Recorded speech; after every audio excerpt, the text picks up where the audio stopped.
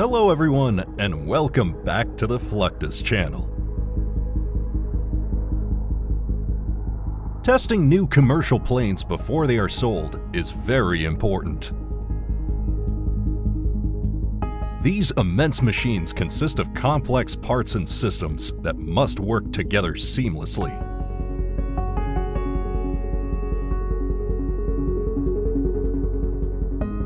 Apart from that, a series of checks and balances is done to each aircraft to certify that it is safe and operationally good before any passenger is allowed on board.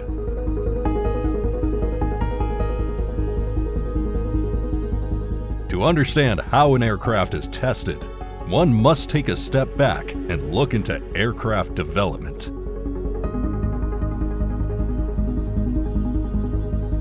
These machines are known for their complexity, with millions of parts interlinked with hundreds of systems.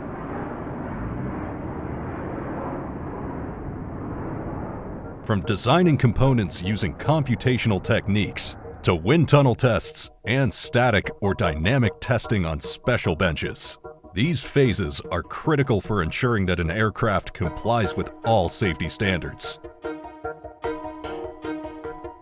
as well as design standards. The real test starts when the aircraft finally gets off and flies.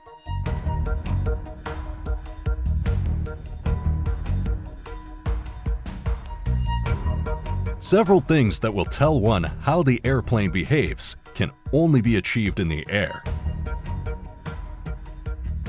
Examples of this would be high and low speed handling and distribution of weight over its wheels, revealing much in the flight test.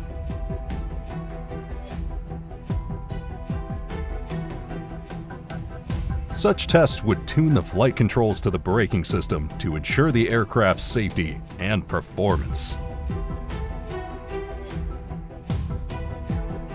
In general, flight tests are important for no other reason than to confirm that the full airplane works together functionally and safely before it starts flying passengers.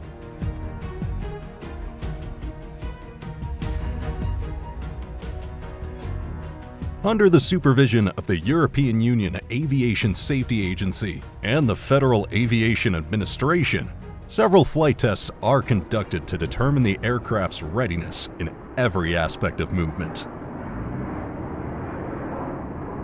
The first test an aircraft will undergo on the ground is taxiing, an important phase in her preparation for flight.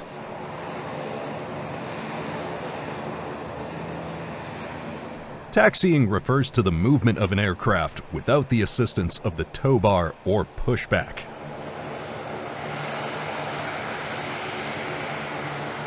Rather, the aircraft proceeds from one point in an airport to another, like moving to the runway under the operation of its engines.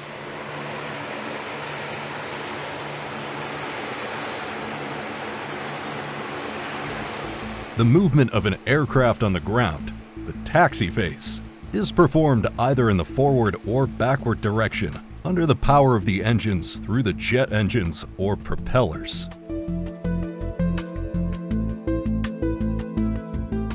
In this phase, the pilot maneuvers the nose wheel through the rudder, controlling the aircraft's direction just the same as in flight at much lower speeds on the ground.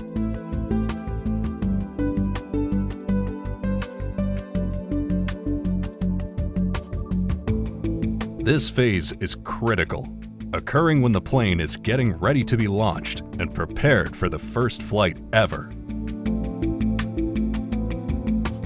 It acts as an uncooperative test of the power or operational abilities of an aircraft before ground takeoff.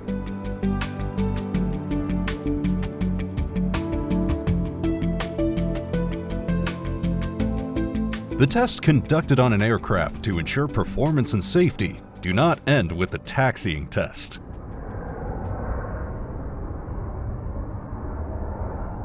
These include the Velocity Minimum Unstick, or VMU tests. This determines the minimum speed at which the aircraft can safely leave the ground while still remaining controllable.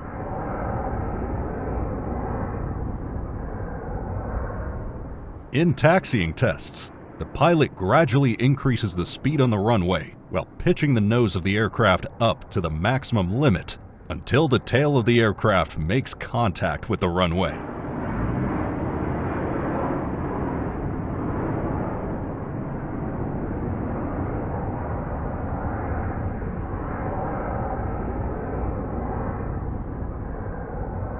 This helps determine the minimum speed at which one should fly to take off without inducing a stall in the aircraft itself.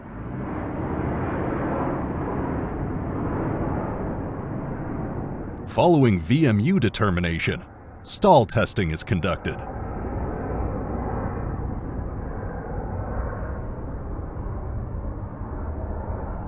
This test is important because it will give you the conditions under which an aircraft will stall and how it behaves in stalling.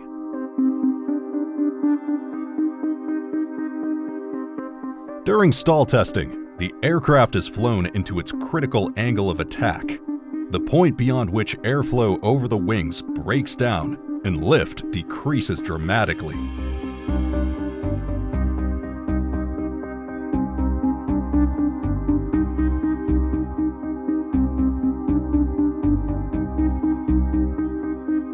This test evaluates the aircraft's ability to recover from a stall and do so safely before it hurts itself.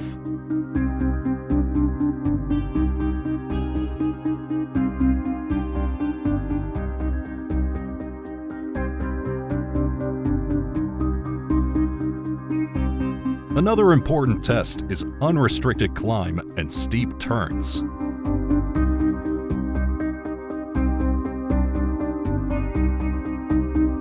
This test evaluates the performance of the aircraft in climbing rapidly and executing steep turns without loss of control. The test involves steep climbing and leveling off to perform steep turns.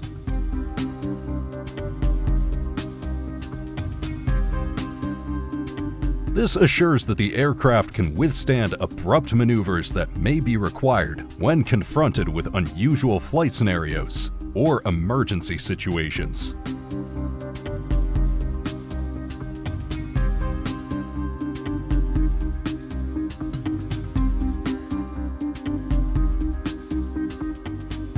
Another critical test that aircraft must undergo is the rejected takeoff, RTO, which simulates an aborted takeoff.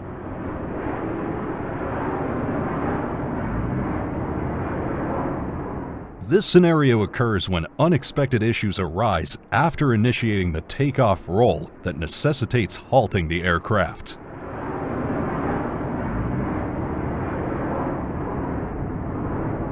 The RTO primarily tests the aircraft's braking system's ability to safely stop the plane from full speed before the runway ends.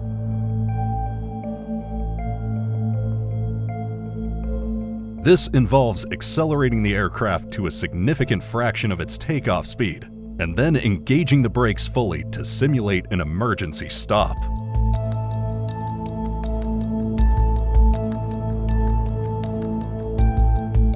This test is crucial for ensuring the brakes can handle extreme stresses and manage the thermal load without failing, which is vital for the safety of future commercial operations.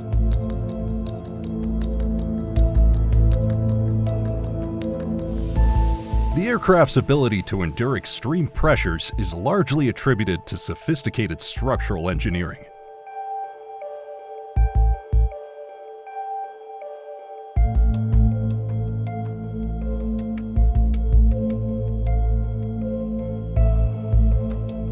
Manufacturing of these complex structures begins with the assembly of the aircraft's fuselage, which serves as the main body.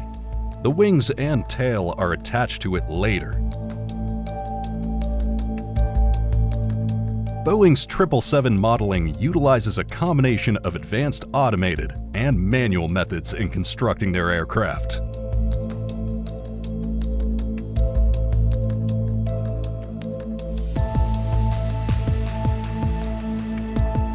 At Boeing's facility in Everett, Washington, a state-of-the-art system known as Fuselage Automated Upright Build, FUB revolutionizes how aircraft are built.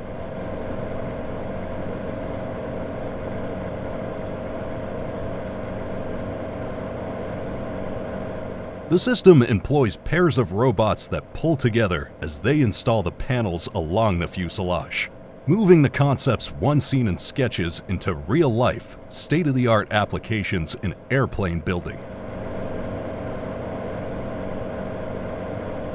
The robots synchronously move to work on both the forward and aft portions of the machine, thereby easing and speeding assembly.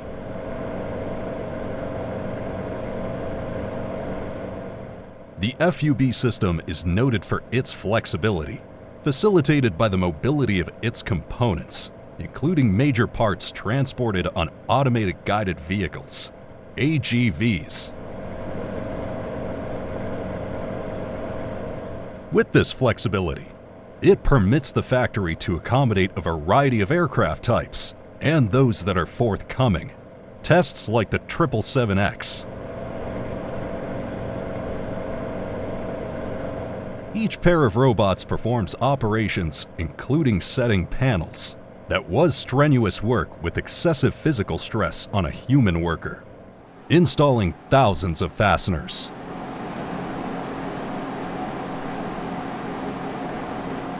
Apart from the greater safety and precision afforded by this heightened mechanization, it reduces the physical strain upon the workers, thus increasing production efficiency. Once the aircraft structure is manufactured, it undergoes rigorous fatigue testing to ensure its durability over its operational lifespan.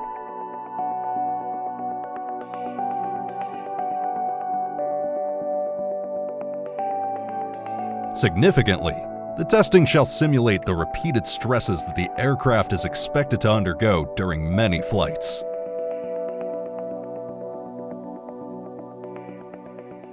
For example, the Boeing 787 must undergo a prolonged and rigorous fatigue testing cycle, simulating over 100,000 flights.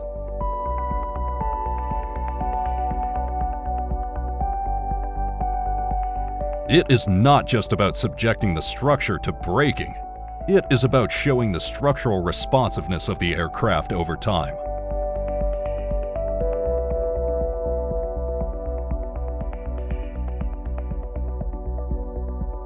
Such tests often require the aircraft to be installed on a particular rig, where mechanical apparatuses are used for applying loads in a manner that could simulate the weakening or stress experienced during taxiing, cruising, and landing.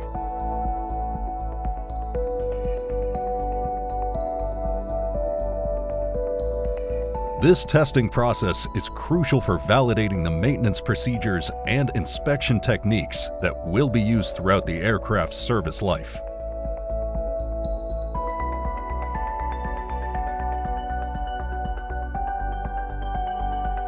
It ensures any potential damage from cyclic stress can be identified and addressed well before actual flight operations begin.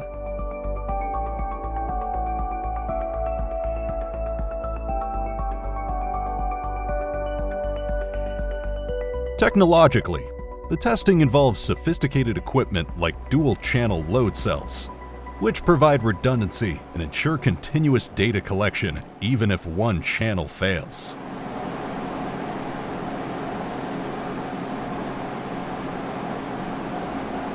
This helps maintain the integrity of the test without interruptions.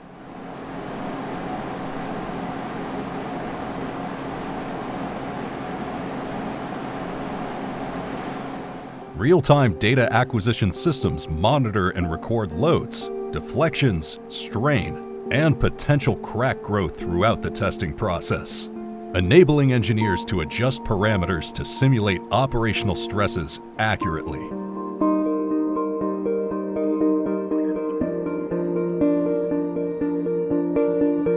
Such comprehensive testing ensures that every aspect of the aircraft structure is thoroughly vetted for endurance, contributing to the overall safety and reliability of the aircraft in commercial use.